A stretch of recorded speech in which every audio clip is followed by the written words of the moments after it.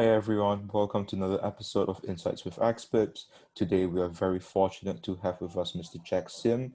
He's known for many things, but most notably co-founding the World Toilet Organization and being one of the driving forces for making World Toilet Day a UN-recognized day. How are you doing today, Mr. Sim? Very good. Welcome to everyone. Today, alongside him, our guest student will be Kok Chuang. He is currently studying in NUS with a focus on environmental engineering. How are you today? I'm good. Thank you for introducing. If we want to dive straight in, the first question for you, Mr. Sim, would be, what did the road to founding the World Toilet Organization look like? Was there any specific memory or milestone that you remember in particular?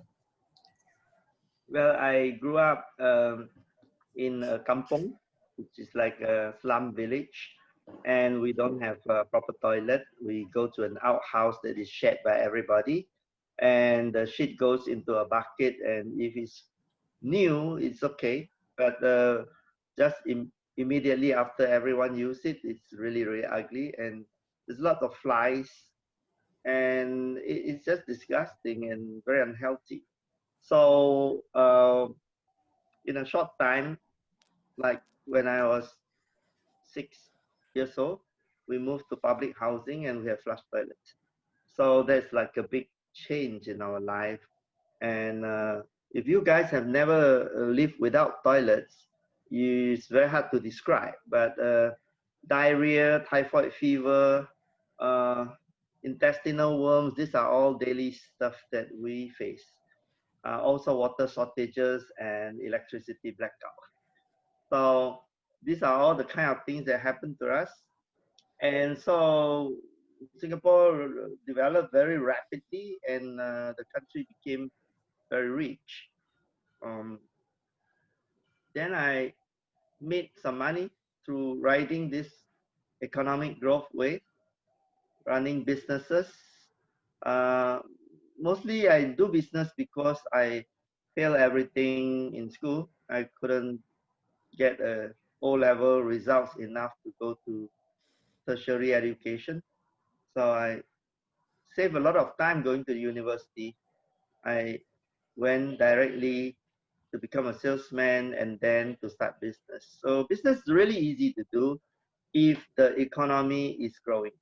So if the economy is down, of course, it's very, very hard. But if the economy is growing, all you have to do is just to ride the wave and supply whatever people need, and you make a lot of money. So I started 16 businesses and all profitable. And by the time I was 40, I could retire uh, to do social work. So why do we retire? Why don't you continue to make some more money? So the logic that I have is that when you need money, it's because you need to secure yourself, pay the mortgage, send the kids to school, have some saving for income or retirement, or buy some property for rental or something like that. But up to a certain point, when you are already secure and you still continue to make some more money, then it become a loss-making business. So it might sound very strange because making money couldn't be a loss-making business. Uh, the truth is that when you are working and doing business, you have to exchange your time for money. And the time is the only currency of life. And after you use up your time, then you're a dead person. So time is the real currency, not dollars. So if you need money, you exchange time for money. But if you don't need money and you still exchange time for money, you are doing a loss-making business because you can't get more time. You can get more money. But the silly thing is that if you have money left over when you die, then that's quite useless. So a lot of people told me, no, I give it to my children. But your children should also be capable enough to make their own life, right? So the definition of success has been too skewed. to just making money and more money and then even more money. And most of these billionaires, they told me they have no time. They're spending all their life making money. So I say, you have time to spend this money? They say, no, I have absolutely no time. And then I give to my children. And what do you teach them? You teach them to make even more money and also have no time. And what do you get? See, I feel powerful. I feel like everybody envious of me and they're really so jealous. And I can kind of talk to powerful people. So I think this is for young people, you have to decide, is this an illusion or if this is real? And then what's that for? So for me, helping people is a good exchange for time because you cannot save time even if you just sit there and watch television, time goes away. If you do nothing, time still spent. So you spend the time helping people is the service is the highest value of exchange for time. So I started to switch to social work. Yeah. And then why do I find toilet?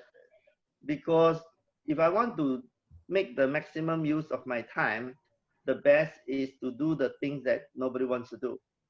Whatever is neglected, then go and do. Especially the ones that's neglected and very big problem.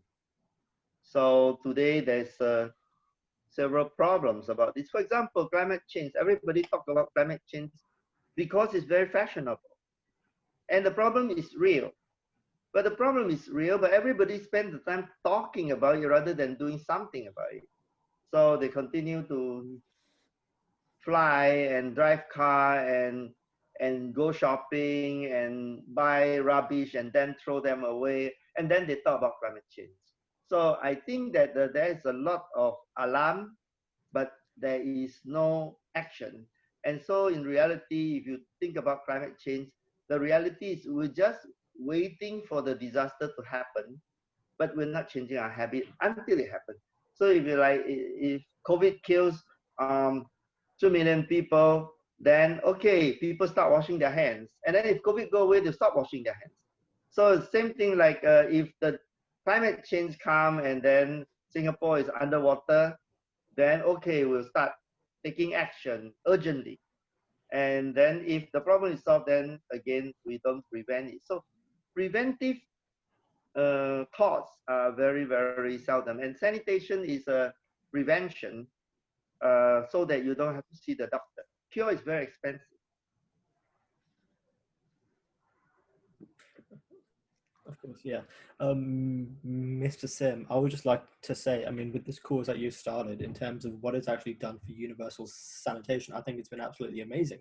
And moving on from that, in terms of these transnational challenges which we're trying to solve, I would like to focus our interview over to perhaps a bit more into the youth. Now, for the youth, there may be this misconception that we don't have the resources and we don't really have the capability to enact that much change in these kinds of transnational challenges which we see. Do you think personally that the youth can make genuine change in these kinds of things, and if so, how? Definitely. There's a lot of myths that the world is very big. Actually, it's a very small place. And Singapore is a small island. And then people start to think like, oh, we are islander. So you have an islander mentality of thinking small. But actually, Singapore is very, very well connected. If you imagine you are a center of Asia, then everywhere you go, you can interact with people. The other one is about resources. Actually, to change the world, you don't need much resources. You need to have a mindset that all the resources are outside, available, and willing to partner you if you design the incentive for them. So when I do the sanitation work at World Toilet Organization, I didn't employ anybody for the first 7 years. I don't even have a co-working partner. I was just alone. So I go to the news media and tell story about the importance of toilet. And the media like the way I mix humor with serious facts. So I, of course, sometimes clown myself and wrap myself with toilet paper and walk around in a toilet suit. Just very sacrificial photography, but it sensationalized the subject. And once the subject became popular, people start to realize, hey, actually, this is a serious subject. In the beginning, they laugh. So when they laugh, they start listening. So leveraging the media, we have a win-win situation where I give them the news and they get the readers and the advertising income, and I get the awareness going on. So 13 years later, our founding day, 19th of November, became the UN World Toilet Day. So this is accepted by all 193 countries' government. And by the seventh year, we still do not have any employees. And today is our 20th year. On the 19th of November, it's our 20th anniversary. And we have only 3 employees. So if you change the world, you don't need a lot of people. You also don't need authority because you can leverage the authority through the media. So when the politician heard of that this is very popular in the media, that people want toilet, they start to convert it into um, election issues. And then they promise people toilet in India, in China, in everywhere, and they win elections. So the politician is not very interested in toilet, but they're interested in winning election. And then they get the media because I tell story to the media. So there's a leverage model. And then the academia, the professors start researching for it. And then those research augment and legitimize the facts that I was saying. So the professor is not very interested in any subject except to extend his tenure and to publish so that he can continue to get a renewed professorship. So everybody gets something, and then in the end, toilets are built. So if you want to solve any other problem like healthcare or drinking water or housing or agri-tech or whatever, then just learn how to leverage everybody because all resources are external and ready and willing to partner you. Yeah, I think those are actually some really interesting points. Many of those I hadn't sort of, I guess I would have acknowledged them, but sort of that was much, realizing the length to which you can leverage the media is actually really important. And I'm glad you sort of highlighted that. On a different note, though, I was wondering, this was obviously a really long journey, and I wanted to know, if there was one moment which you would say was the most sort of challenging moment in your journey, how did you sort of overcome it? And, how did you learn from it? And maybe how can the youth learn from things like that? So that very often I run out of money. And so people quit because there's no more money. And I just carry on. And the reason I carry on is because the world needs this to be solved. It's just ridiculous that people don't have toilet, that children have to die of diarrhea, and the flies are spreading it, and that the girls get raped going to the bushes because they have no toilet, and other men is looking at them naked, right? So once the problem makes you feel it's necessary, then it's not about you anymore. It's about the mission. And if you're mission driven, you have no chance to give up. It's just like your mother gave birth to you and you are her mission. And she doesn't think that, oh, this is so tiring. I just lost my job. I think I better give my son to the next door neighbor. And then she says, anybody wants a baby, it's a free one, and I give it to you because I've just lost my job. They don't think like that, right? So they have a mission, and if you take whatever you're doing as your mission, then there's no chance of giving up because the problem has to go away, and that's your belief. What you need to do is to really feel committed and immersed in what you're doing. Whatever you're doing, you could be working it could be submitting a paper, whatever you are doing. If you're not enjoying it, not believing it, not committing it, then you can't do it well, and you might also give up or do a half measure job.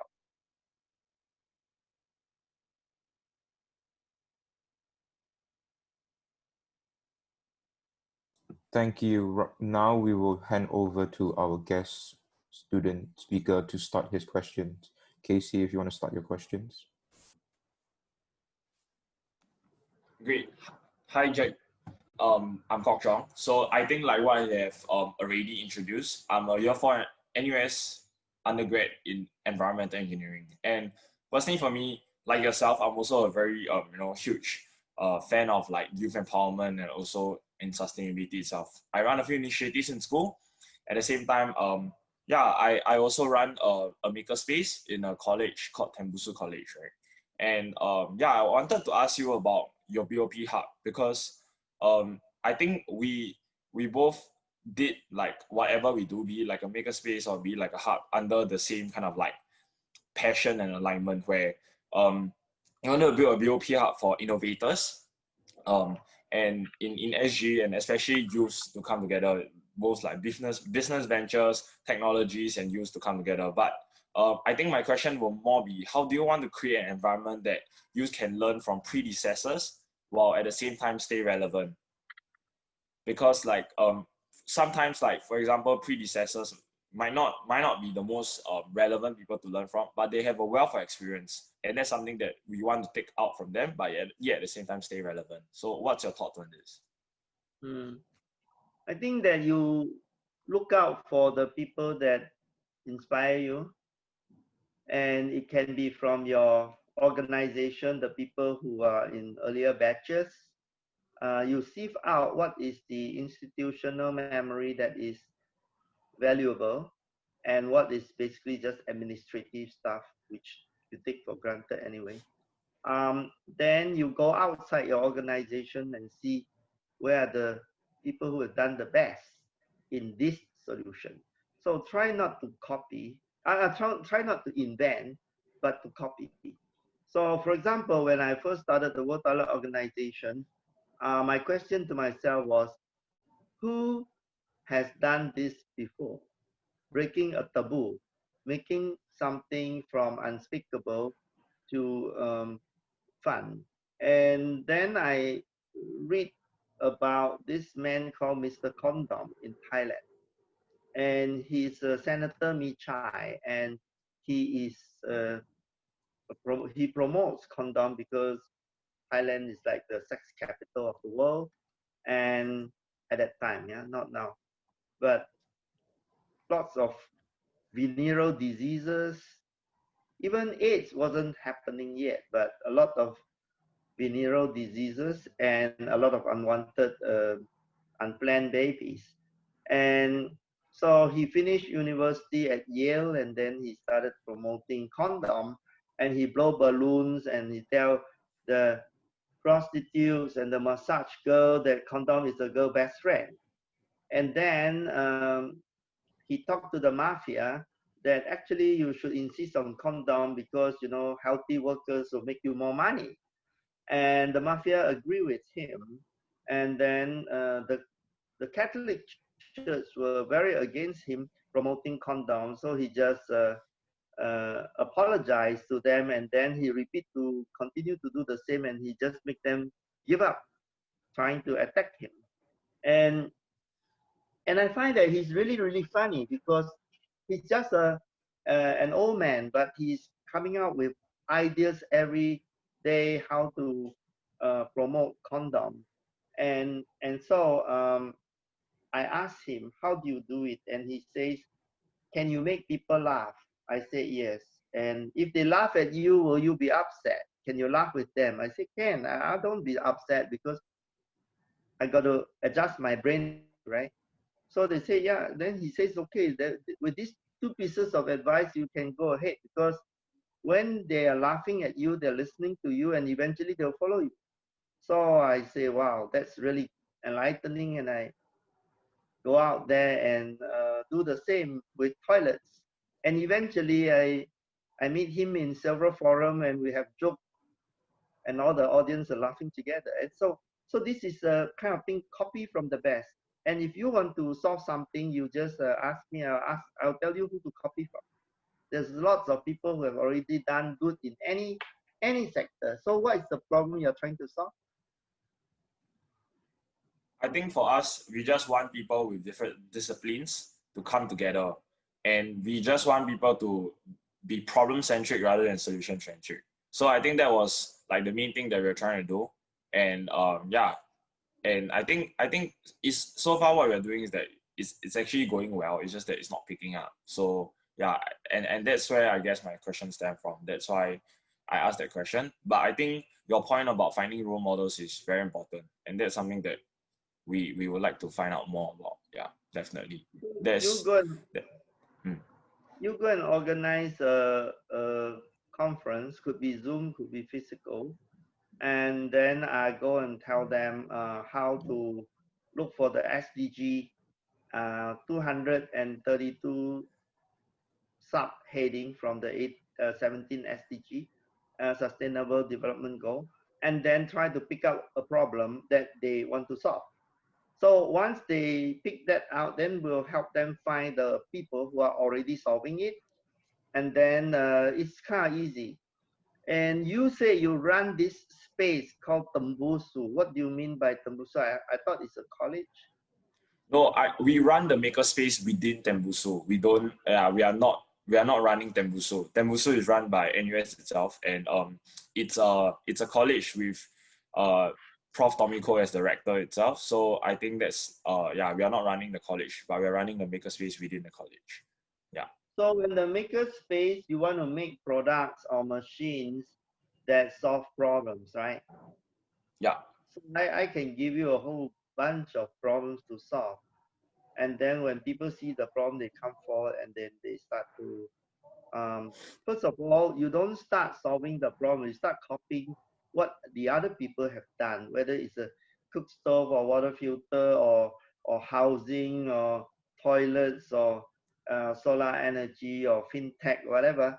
If you can um, look at what is already today's best in the world, then you say, that's not good enough. I'm going to change that and make it cheaper, faster, better, easier. Might be that after you look at the product, you can change the way the same product is produced rather than designed. So that product is looking like that by tweaking the product a little bit. The modular manufacturing can be outsourced locally with cheaper material. And then how about co-buying the business model behind the engineering, and how about co-buying a lot of the intelligent component, and then getting the people to produce the rest themselves locally, or that it is designed so simple that actually the tooling to produce those things locally is so easy. Or you design a tool that is so easy that it can just punch it out. So there's so many things you can do. Because when I was doing business, because I never gone to universities and actually considered like uneducated, right? So I then learned how to do anything um, on the job. So I started the biggest bricks factory in Malaysia, and then I learned, okay, how do you excavate clay and then sieve it and then take out all the straws and whatever, then mix it with other clay and get plasticity and extrude it and dry it and fire it and then sell it. So the whole process of making just a simple piece of bread is actually an engineering feat. And then how do you do that in a low income location? You can still do it, right? So is it better to do cement bricks, or is it better to do clay bricks? Is firing more efficient? Or then that depends on local materials and local resources. And then I went on to build more sophisticated factory, like the biggest roof tile factory in Malaysia. So that required high precision of shrinkages, size. That means after the water moisture go away, the shape has to be still very intact. How do you keep that? And then I went to produce acoustic partition, ballroom partition, and real estate development, and eventually started the Australian International School in Singapore in Lorong Chuang. That's a 1 kilometer school. So we built the entire school with a loan from the bank. We don't put a single cent. And then we sold the school for $105 million. So this is the kind of business plus engineering plus marketing and resource mobilization all together. And if you want to do something, you don't just do the engineering part. That's probably the easiest part. And then how do you get the price point correct? So how do you get the mass distribution? Where are you going to find all the nodes? So if you kind of allow me to come to your Tembusu makerspace, then I could try to figure out how to mobilize this space people, because if you say people are not excited or very few people come, it's because the place is not the magnet. If the place is like, wow, this guy has invented that and 10 million people is now using his product, and another story come out, 2 or 3 stories, suddenly that whole place become world famous. So this is the way you gotta think about it. If you think about D school in Stanford or D lab in MIT or say Harvard Hauser School or Oxford Science School, they become famous because a few products happen from there. But if you look at them, it's not like every year they have very good products, right? So they're very good at hyping, you know, Americans, especially the Americans. When you ask them to do presentation, they're like super good. But the thing is that not a lot of products are still coming out of those centers despite of being so famous. So you just have to dream like if the Tembusu makerspace can be as good as one of these or better. So you start with very low. Of course, when you read what they are doing, it's already very advanced. And then you don't get intimidated by that. You just see how am I going to create a roadmap in a different way, not necessarily the same way, because um, for the American and the Asian mindset is very different. The Asian understand poverty much more. It's very, very near. And the Western mindset of poverty is like, those are the shithole countries, like Trump say, you know, go to Africa, they are the shithole countries. We don't feel so far away from these poor people because we just were recently poor. So I think that traveling to poverty area is also very, very cheap. You know, go to Batam Island, just take 1 hour boat ride and you can already see a lot of stuff. You just drive to Malaysia, you can see a lot of stuff. So I think you can learn a lot, but don't try to be just an islander mentality. Yeah. Do you guys mind if I ask one more question? Yeah. Yeah. Okay. So like, yeah, actually touching on the islander mentality, right, and also touching a lot on about like, you know, youth being a bit more kind of like, I would say they are a bit more pampered, like, and they are a bit more like they have like a lot more than what our previous generations have, right? And I just like to state like a few like points that I was looking at youth empowerment and people who are talking about youth like in general. A lot of people like to say that, you know, youths are actually a generation of people that actually lack sympathy, and empathy, and at the same time, youths themselves is a very dynamic bunch with, you know, many different things coming together. There's different narratives coming out, like mental health. There's like gender equality. There's a lot of like different things, and actually, youths are actually they themselves are very, very different and can't be seen as a generation as a whole. And at the same time, they are not being treated with empathy. So, as a believer in empathy yourself, what's your take on this, and what can everyone do better for youth actually? I think it's not good to brand and stereotype the young people as either this or that, because people have all kinds, and there will be some of them who are very, very committed and highly awake and energized, and there will be people who are really sleepy and tired and low energy, and there will be people who are really committed in what they are doing, and there will be people who are lost. And I think that every generation is the same. I was somebody who is considered lost in school, and everything I failed because I was just playful and joking all the time. But then my talent is not in studying, my talent is in joking. And eventually, joking is very, very helpful in storytelling and social work, but also storytelling in business. So I think that people have multiple intelligence, and we should use whatever intelligence they have to fit with whatever roles they do. And if we are able to do that, I think we can harvest all the youth, as many as possible. I've been doing interviews for um, NUS youth for our jobs, and I discovered that some are really so high quality. They somehow could think in circumspect, big picture, and then structured and very inquisitive, always asking questions and trying to uh, figure out the next step. And then there's some who can't even answer any question in interview beyond 1 or 2 words. And so um, I'm very shocked because those who couldn't answer question um, actually have very high score. And so I don't know how these people are going to work.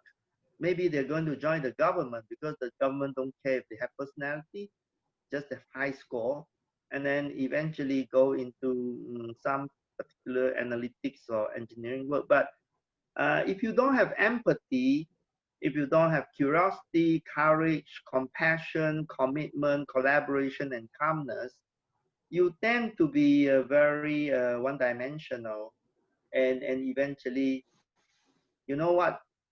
One-dimensional people, what happened to them is that the AI and the automation takes over. You can be replaced by algorithm if you are not multi-dimensional.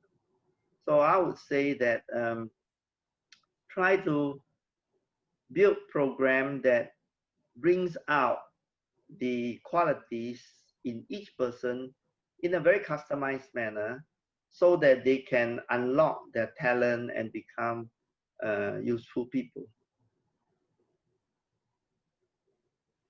Thank you so much. I think what you say really make a lot of sense, and especially the point about one-dimensional, right? Because I think a lot of us, yeah, we are trained in school like robots, right? They always want the same kind of output where they teach everyone the same way. They want you to go through the same curriculum. They want you to go through different same activities, same experiences, and that's where you all create like the same product out there, and that's how each of us are kind of like destined to become, things like that. And personally, I just wanted to touch on your point about, like basically about like at interviews and things like that, where people want to like showcase themselves and whatnot. Actually, what do you think, what's the like two best, I wouldn't say one, but more like probably two or three best skills that youths can actually get for themselves nowadays, and like how can they actually like showcase it in be it like a professional setting or even like a pre-job setting, or whatever it is, to actually show that they're relevant, they're at least, like what you said, under different intelligence, they actually do have some categories of intelligence and they can actually display it on the job itself. I think everybody today is looking for an authentic person. A person who is authentic is honest with himself. He accepts himself as, I got this, I don't have that, right? Because if somebody go out there to pretend that, I'm so cool, I'm so good, then in a very short interview, people will see through you that you're just like very trained for interview, and been too polished. But what if you are very authentic and very honest? You will say, I feel I'm good in this, I like that, but I don't think I'm very good at that. But I'd like to learn that as well. But this particular area probably will be my weak area, but my strengths over here. And if I work with people who has those other talent to augment myself, then I'll do good. So what we want to hear is genuine people, and we want to hear that these are people who wants to stay, to learn, to finish a good job. So the level of commitment is very, very important to see this. So some people come to the interview and they are really lost. And they say things like, I don't know. And I say, what would you like to tell your grandchildren when you are old about what you have accomplished? You say, wow, I don't know.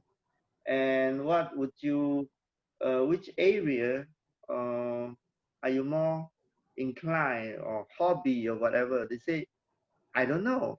And then they keep on answering, I don't know. And then after a while, you don't know what to ask them anymore, because everything, they're kind of lost. They're like, I want to test this, I want to test that. I study engineering, but I hate it. Now I want to test. I think I want to do marketing, but I don't know what is marketing. And then why do you like marketing and hate engineering? Would you eventually hate marketing as well? This is maybe, but I don't know. So I think the self-discovery is very, very important. If young people can discover that in every subject, it's connected to every other subject. So if you're learning any engineering, you say, I'm doing a makerspace, then you say, sorry, business model is not my place. This is makerspace. Sorry, purchasing is not my place. This is makerspace. Then you start cutting out everything, and then whatever you make is useless. So if you have to think maker is for what? If it is for making life better, cheaper, faster, easier, what are you making? So I go to a lot of maker space. What they do, or just buy some 3D machine, 3D printing machine, buy some wires, and then buy some Raspberry Pi, and just repeat those stuff. Like, I don't know why you want to create a maker space to do that. You have to make a maker space to solve a problem. And then whatever machine you need, you go out there and buy the machine, you go out there to improvise, you start to create your own tools to produce things, and then you start to create design that are better than the current one. So you might want to start buying everybody's product first, and then tear it up, and then make a better one. So this, I think, copy and improve could be a very much faster way, but the purpose of your makerspace is very, very important. But you say, I want to make a makerspace because I already have a makerspace. I mean, what's the purpose of that? You have to deliver something useful, right? So like the few things I'm taking away from are like being purpose driven, being genuine, and also at the same time, kind of like staying true to whatever that you have inside and things like that. Thanks so much. Curious. I just have, yeah, sorry. Being curious, because the seed of inquiry is the source of genius. If you keep on ask why, and then you got the answer, then you say, yeah, I got the answer, but then why again? And then you go deeper, then suddenly you become a very, very smart person. But if you ask one layer why, and then you got the answer, and then we are very happy, then you don't ask next layer. You didn't peel the onion enough, right? Okay, next question. Yeah, can I just go for one last question? Yeah, I hope that doesn't take out too much time. Personally for me, like what you said just now about being jokes, like being like a joker, right, and like clowning a bit, be in school all the way to business, right, where you make use of jokes for your business storytelling, and at the same time, I think you gave a very good example of how you actually make use of jokes in your WTO journey, right? Actually, I just want to know about like how did you actually become that comfortable? Like I think a lot of people are clowns in school, right? Like we like to throw aeroplanes at teachers and things like that. I think these are just things that we all like to do. We like to be naughty, and we like to stand out a bit by doing something a bit out of the norm. But how do you really go far out of the norm and really stay true to that jokey side, and at the same time, in the business side, people can still treat you seriously and so on? Yeah, I think that stems from the family, right? Because whatever pranks I did to other people, my mother always forgive me and always protects me and love me. So I felt very safe. I felt very safe, and I kind of like accept myself as this naughty boy who is always forgiven. And then I expect to be forgiven forever. I I just go outside my house and paint the curbs, uh, and I expect to be forgiven. I don't expect to be arrested or go to jail. If they ask me, I will say I beautify the neighborhood, and why are you giving me punishment? And then if they still punish me, I'll just go to the social media and ask if this is a good idea. And then I think that the politician and the bureaucrats, they don't like people like me, but they also tolerate people like me because it's very important to have people who cares. And then we break the rules, right? The other few years ago, I paint a lamppost, a giraffe, and then it was there for like 6 months, and then one day the government paint it back, and because somebody complained or whatever, but they never find me, they just paint it back, you know. So I put public sculpture without permission in little corner piece of land that is the government's land, and then they stay there for like 15 years. So I don't really get punished. I just push the envelope all the time because people watch the intention behind your action. The intention is good, and he actually spent his own money to do this thing. And then why do you want to punish him? After you punish him, what changed, right? So let's say all this, how do you call that? Those like benches, curbs, concrete curbs, over culverts, over drains. And I look at them, they're so old and so, dirty and fungus and everything. So I want to paint every piece of this all over the island and make them beautiful and then create character for Singapore. But I, of course, don't have time to paint everything. So I want to create a movement where everybody start painting their own neighborhood and in their own style. And I think we can even get a paint company to sponsor the paint. So always think system, think movement, think getting everybody. And if your intention is good, don't worry about going to jail. You won't go to jail because the guy who put you in jail is going to lose his election. So he's not going to do that. Thanks for that. Very, very insightful. Yeah, and I hope that movement comes about. We'll be happy to see my neighborhood painted.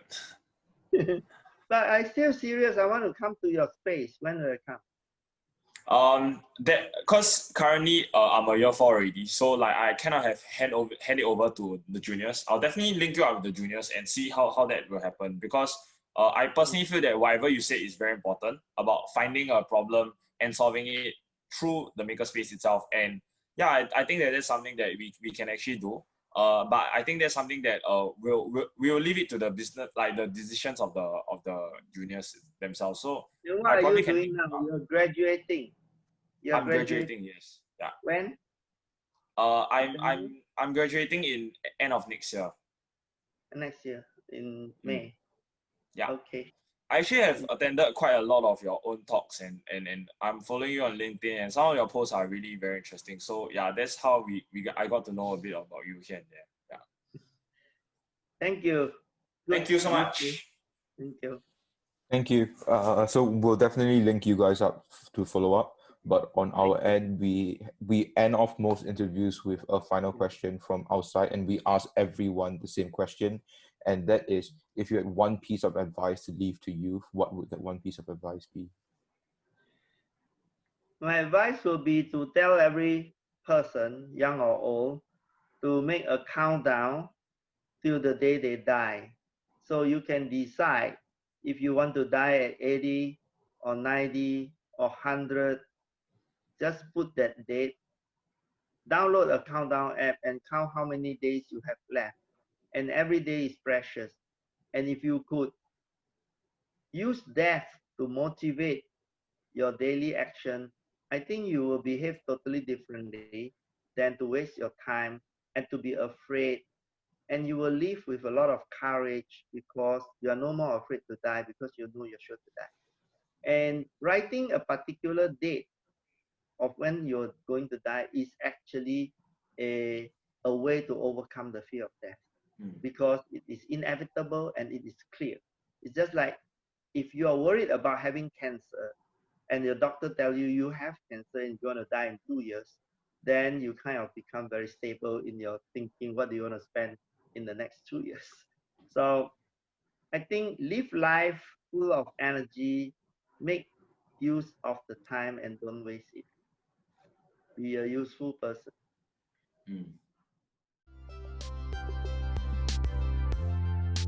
Thanks for listening in. This podcast has been brought to you by Desare, a platform designed to bridge the gap between the youth and professionals.